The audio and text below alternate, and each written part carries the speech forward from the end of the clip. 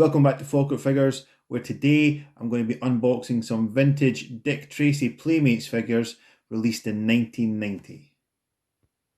The mob has taken over the streets. Crime is out of control. Who can stop it?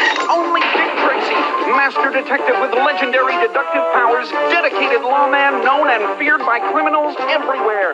With the aid of his dependable right-hand man, Sam Ketchum, and the best in crime-fighting technology, Dick Tracy's gonna clean up the city his own way. Can Tracy and Ketchum do it alone? Find out next time. Dick Tracy! From Playmates. So first of all, to give you a bit of a backstory to this one, I picked these figures up online on eBay from an eBay store that I follow pretty closely, which is Lee's Toy Review, which is a US based eBay store, but is really, really good for vintage figures of all description. You know, you get a lot of WWF Hasbros on there, a lot of WWF Jacks, they do a lot of Ninja Turtles, some really sort of rare vintage stuff from even kind of before my time, you know, back into like the 80s and some in the 70s. But yeah, so these, I'm there fairly regularly, and these popped up the other day. He wasn't asking much for them at all. I mean, I think it was something, obviously it's US dollars that you buy them in, but I just added them onto another order that I had, and I think it worked out something like £7 each I paid for these figures, something small like that.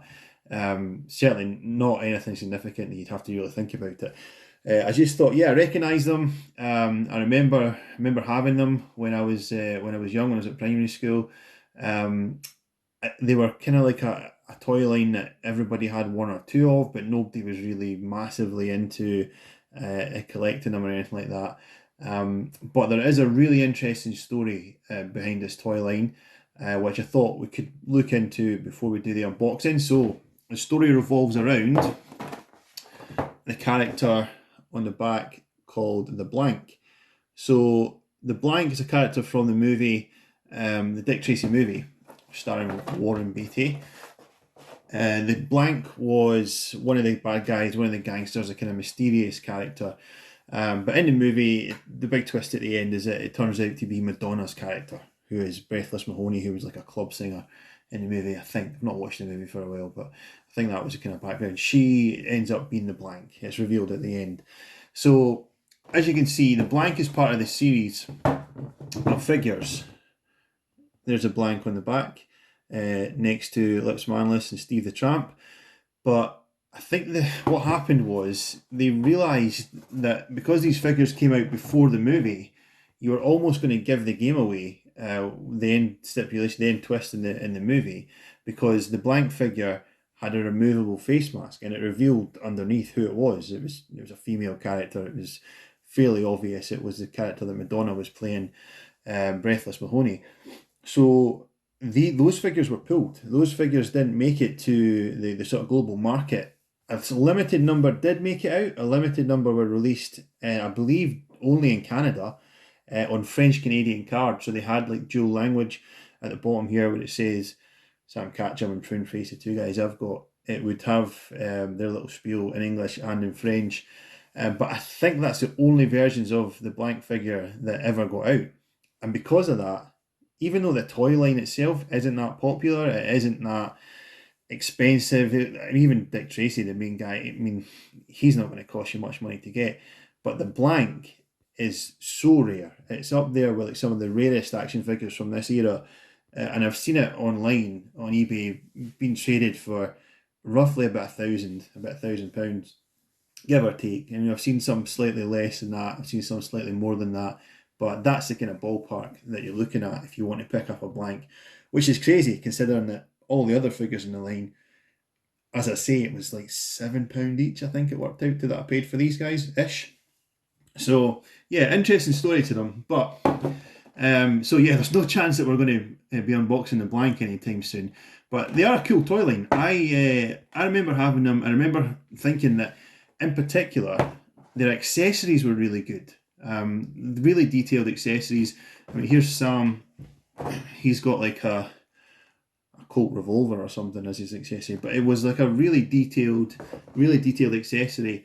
Most of the figures had, they all had like good. Their guns and holsters, and the bad guys had like obviously Pruneface has got some like a dynamite, TNT detonator. Um, but yeah, they were always quite good fun to play with. And I remember thinking when I was in primary school that Playmates made good stuff because they made the turtles as well at that time, and they were good to they were lots of fun to play with. So I remember like having a high opinion of Playmates when I was in single figures or whatever at primary school, and these were one of the reasons for that because I like playing with them so much. But yeah, so it didn't cost too much. Both cards are in really nice shape actually. This one, Pruneface, is unpunched as well. But I don't think that matters. To be honest, I think even if you were to get these guys graded and try and sell them again, you're not going to get much from them. You probably wouldn't get the price of grading them, even if they came back really high standard grades. So I don't think there's any reason to keep them on card at all. Not when they are actually a figure that I can remember playing with and sort of bring back memories to me. So let's crack them open.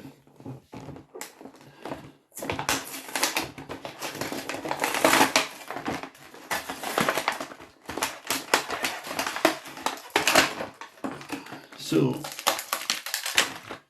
here's Pruneface.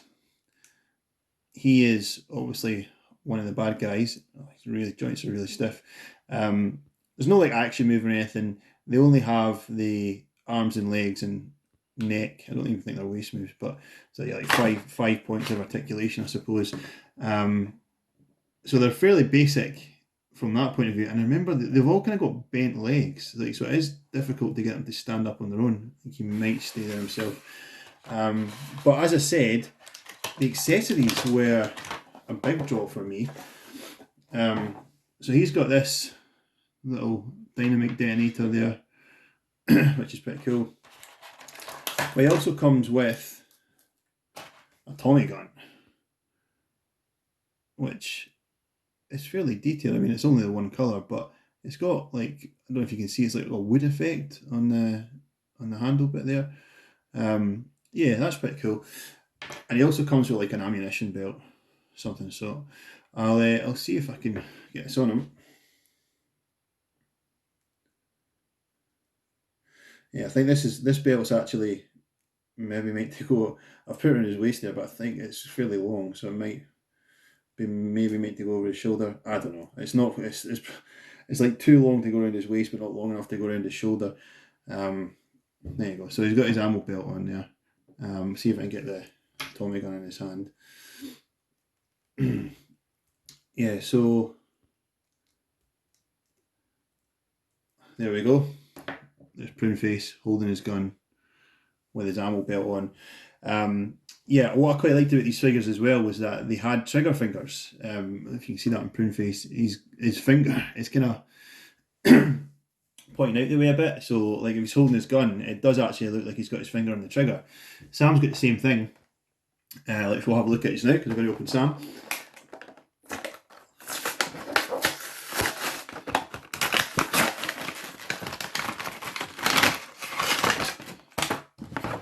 Out of the way. Here's Sam. So Sam is Dick Tracy's sort of his deputy, his lieutenant, if you like. He's one of the cops. That was something that I felt even back when the figures were released. When I was playing with them, I thought this line is really heavy on bad guys. As you can see, there are what's that? 1, 2, 3, 4, 5, 6. So 14 in total in the whole line, if you include the blank. Only 2 of them are good guys. There's only Sam Catchum and Dick Tracy, so it's fairly stacked in the favour of the bad guys. But I suppose that's kind of what the movie was. It was a kind of a cartoonish movie, and all the bad guys, all the villains had cartoonish type personas. They all had there was the rodent, Flat Top. Mumbles was a good one as well. Actually, they were all sort of cartoon characters. So I suppose that's why there's so many of them, because they all have some sort of unique characteristics. But yeah, let's crack open Sam's accessories. So this is what I was talking about with Sam. He comes with a holster, which is gun. If I can fit it in. There you go. His gun fits in. I think that's awesome. Like, even for the time, I mean, the closest thing you had to that at the time was probably the turtles. Like, if you were putting Donatello's staff in his back or something like that. But even I just don't remember them being that well fitting and that looking that well. Even the turtles accessories, because they were all the same color. Which I've heard elsewhere that is a kind of a signature of Playmates, is like all accessories being the same colour. I think they did the same with their Star Trek figures as well. These aren't though; these are all uniquely coloured, and they fit really well in their holsters. And that was something that it was kind of consistent across the whole line. I remember all the other figures I had having weapons that would fit in holsters and things really well, and look really cool. So I'll stick Sam's accessories on. He comes with a police baton, like a club as well. So he's well tooled up. He's got his chib in his hand, and he's going to put his gun around his waist, if I can get that on. Oh, that's really, really stiff. Get that in. Oh. No, it's like the little rubber.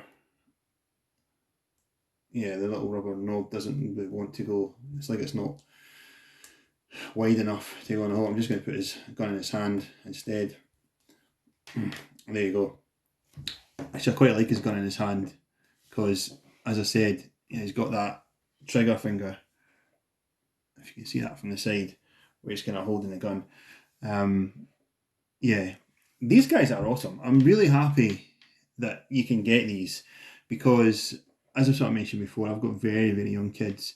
And anything that I played with as a child, as a young child, is kind of too valuable now to let, unless it's something that's beat up. I mean, I've got some old WWF Hasbro, some old Ninja Turtles and stuff that I've had since I was a kid, and I leave them in my kids' playroom just to play with as they like. But because my kids are so young, anything like this that was to go back and get my hands on, I can't really share with them. I can't really let them hold it, play with it, because it's all kind of too valuable to let them bash about.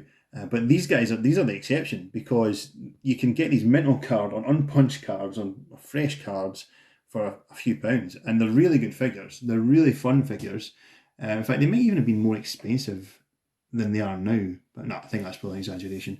They were probably kind of £3, £4 price point when they were out on the market, but yeah, really good to have them. Really nice that you can get them, and I might, just for nostalgia's sake, try and get a couple of others, as long as they're reasonably priced. I think I've seen them for sale a few different places, and they're never ridiculously priced. I've seen some more expensive than others, but if I could get any more for what I paid for these guys, I probably would pick them up just to open them up and have a look at them again, because they are really cool figures. But yeah, so bit of a different one today, bit of a unique video. This might be the only Dick Tracy video that we ever do, but a fun one nonetheless. So stay tuned, and we'll get back on track with my WWF Hasbro figure unboxing series. I have received some more Hasbros in the post today, so we're going to have a few more Hasbro videos coming up soon. And if my UK Graders order ever arrives, then we'll do an unboxing video for that. So like, comment, share, subscribe, ring the notification bell. Stay safe. I'll speak soon.